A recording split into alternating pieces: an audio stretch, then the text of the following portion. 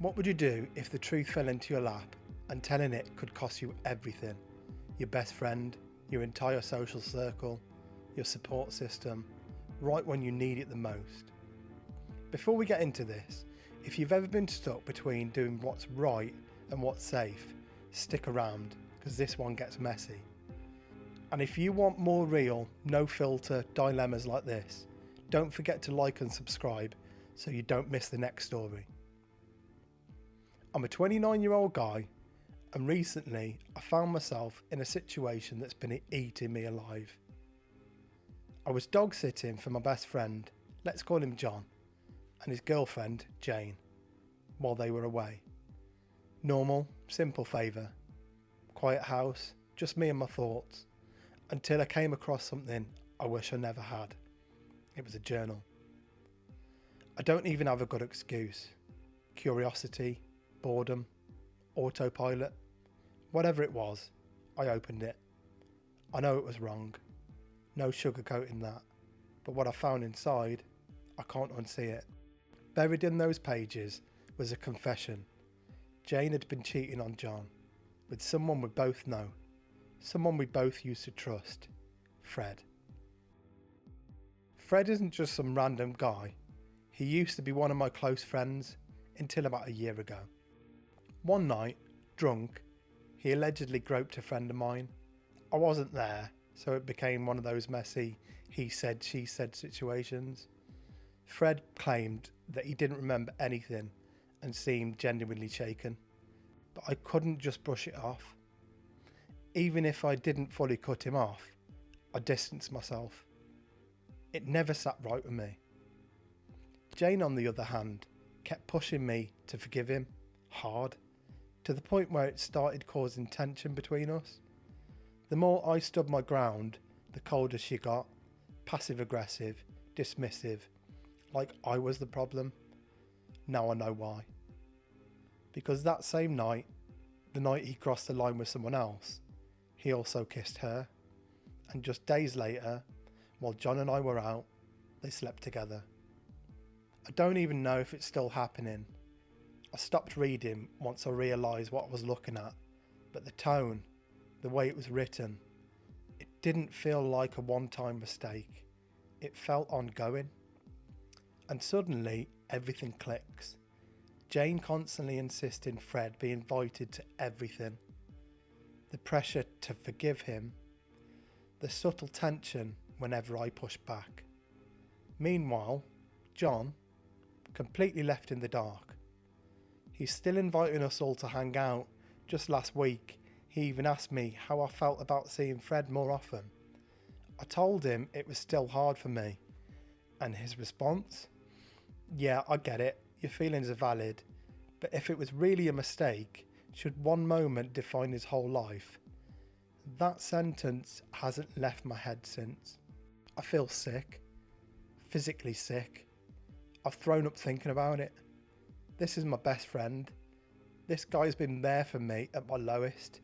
He's saved my life. And now I'm sitting on something that could shatter his. And the timing couldn't be worse. I've got a major medical procedure coming up. The kind where you need people around you. If this explodes, and it will, I could lose not just John, but my entire social circle. So now I'm stuck between three choices and none of them are clean. Option A, confront Jane, tell her I know, push her to come clean. But the problem is she's steamrolled me before.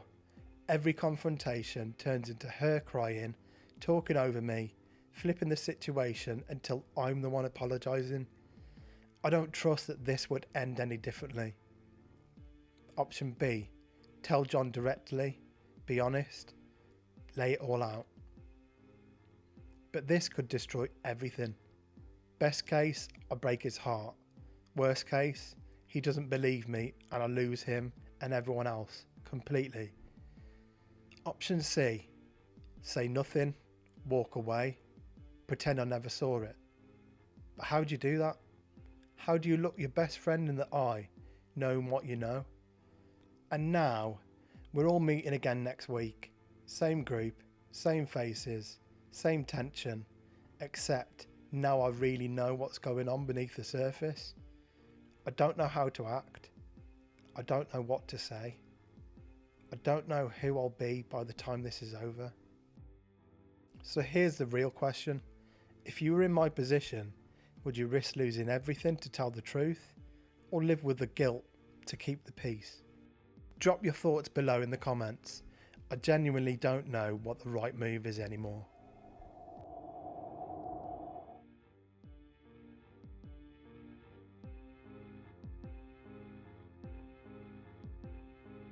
Have you ever trusted someone so completely that the idea of them betraying you didn't even feel possible? Because that's exactly where I was, right up until the moment everything fell apart. This all happened about a month ago, and even now, I feel like I'm trying to piece together a version of my life that makes sense. I'm 24, and I had been with my husband 8 years. We met in high school, and from that point on, we basically grew up together. Every major life step, finishing school, moving out, going to university, we did it side by side. We built a life that felt stable, comfortable, and safe. We moved in together after high school, adopted a cat, and settled into routines that made everything feel easy. I used to tell people that living with him didn't feel like work, it just worked. In 2021, he proposed to me. It felt natural, like the next step in a story that had already been written. In 2023, we got married. It wasn't rushed, it wasn't chaotic, it felt intentional, thought out, like we both knew exactly what we were choosing. And by spring of 2024, we were in a position to buy our own place together. That felt like a huge milestone, something we had worked towards for years. If you had asked me then, I'd have told you that I felt secure, I felt lucky. There was no part of me that thought something like this could happen. Then last month, everything changed. It started in the most ordinary way possible. I was checking our home security cameras, just a normal everyday thing. There was no suspicion behind it, no gut feeling telling me there was something wrong. And then I saw it. At first, my brain didn't even process what I was looking at. It didn't make sense. But the longer I watched, the more undeniable it became. My husband was being intimate with someone else in our home. And then it hit me who it was. One of my close friends. Someone I'd known for years. Someone I trusted. Someone I had welcomed over into my space over and over again without a second thought. And the detail that made it even harder to process, I was there. I'd just been in the shower. There's something about that moment that doesn't leave you. It's not just what you see, it's how quickly your entire reality shifts. I remember just sitting there, staring at the screen, trying to convince myself I'd misunderstood, that there was some kind of explanation that would make it less real. But there wasn't. So the only thing I could think to do, I called her. She denied everything, completely. No hesitation. That almost made it worse, because at that point I'd already seen enough to know the truth. So I hung up and I called him, and that's when everything started unravelling. He admitted it. He told me they'd been involved for about a year, since before our wedding. This wasn't just a one-time thing, it was ongoing. Regular. They were messaging constantly, sending explicit content, meeting up, and sometimes it happened while I was in the house. Hearing that out loud felt surreal. He broke down while telling me. He said he was ashamed, that he didn't know why he did it, that he loved me more, that he wanted to fix things. But even in that moment, I knew something had shifted in a way that couldn't be undone. I thought that was the full truth. I thought I had hit the worst of it. But about a week later, I found out there was more. A lot more. It hadn't been going on for a year. It had been going on for over 3 years. 3 years. He started before he even proposed to me, which means that proposal, the engagement, the wedding, all of it happened while he was hiding this.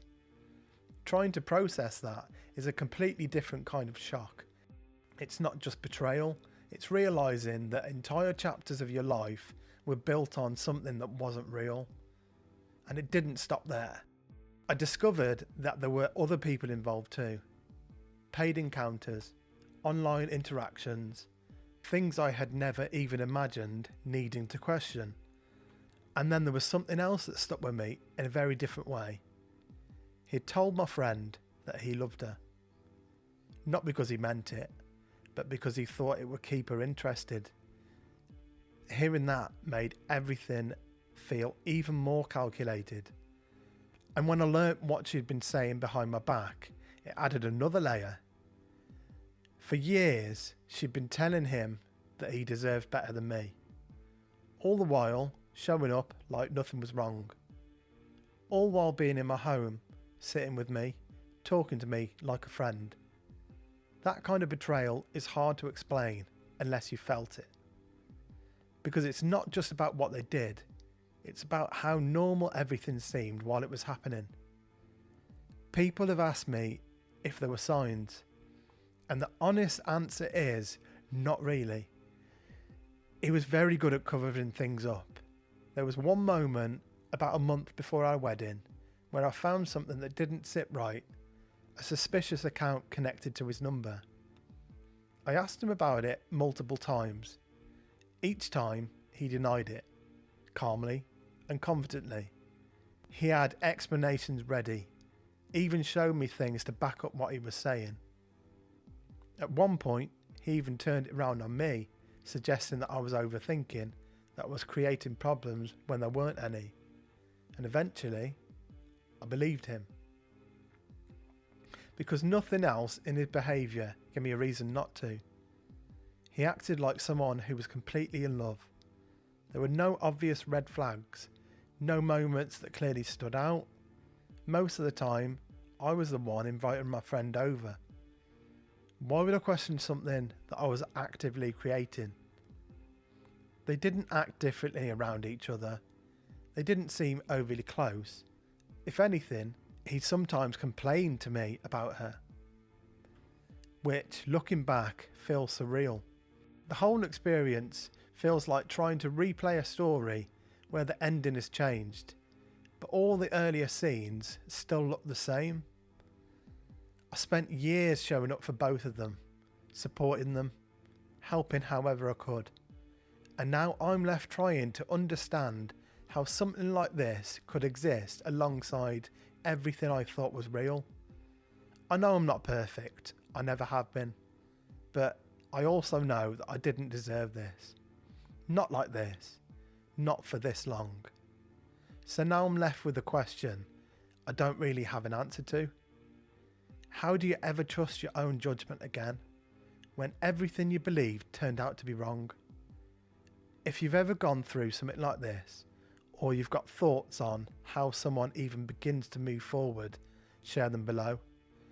And follow for more real stories that remind you things aren't always what they seem. I think I just ruined a 4-year relationship without technically cheating. And the worst part, I don't even know if I feel guilty or relieved. I'm 19. I've been with my boyfriend for 4 years, basically my entire teenage life. We grew up together, learned everything together. He's not just my partner, he's been my normal. But recently everything started to crack. A few weeks ago we had a conversation that completely blindsided me. He told me there were times in our relationship where he felt sexually pressured. Not violently, not aggressively, but enough that now looks back and calls it assault. And hearing that, it didn't just hurt, it shattered something in me. Because I never saw myself that way. I never thought I could be that person. I felt sick. So I did what I thought was right. I tried to end the relationship, but he stopped me. He said it wouldn't be fair, that he lives with me, that he doesn't have a job, that leaving now will put him in a bad situation. So instead of breaking up, we just stayed. In this weird, broken version of what we used to be. But since that conversation, things have changed. He's been asking for space more often, time alone, and I respect that. I really do. But that space turned into distance, and that distance gave me time. Time to sit at my computer, time to escape into games, time not to think about what I've done or what we'd become. And that's when I met her. I'll call her HB. At first, she was just another random voice in a game lobby. Nothing special. But then we kept running into each other. Started playing more often. Then it moved to Discord calls, different games, longer conversations, and somewhere along the way, it stopped being casual. We started talking about real things. Not just games, but relationships, sexuality, what we like, what we've never been able to say out loud before. And that's when it hit me. We had things in common. Things I've never been able to share with my boyfriend. Parts of myself are kind of buried, and she understood them instantly. No awkwardness, no hesitation, just a connection. I didn't notice it at first, but then I caught myself waiting for her messages, checking Discord more than I should, replaying our conversations in my head hours after they ended, smiling at things she said like they actually meant something. And that's when it clicked. I had a crush, a real one, the kind I haven't felt in years. And yeah, it felt good, too good. That rush of anticipation, that constant pull towards someone, it's addictive. But it also made me feel like a terrible person, because I have been here before. I've cheated in the past, and I promised myself I wouldn't become that person again. So now, I'm stuck in this weird place. On one hand, I'm in a relationship that feels damaged, complicated, heavy. On the other, there's this new connection. Exciting, easy, effortless, but dangerous. I keep telling myself it's just a phase, that it's temporary, that it's just because things are bad at home. And maybe that's the truth. But it doesn't change how it feels right now. How much I look forward to talking to her. How easy it would be to let things cross a line. So, I'm trying to do this the right way, and I'm thinking about talking to my boyfriend, about being honest. Not about her, but about the things I've been missing. The parts of myself I've ignored. Seeing if there's anything left to fix before I completely check out. Because right now, I haven't cheated, but I'm standing right on the edge of it. And if I'm being honest, the scariest part isn't that I might fall. It's that a part of me kind of wants to.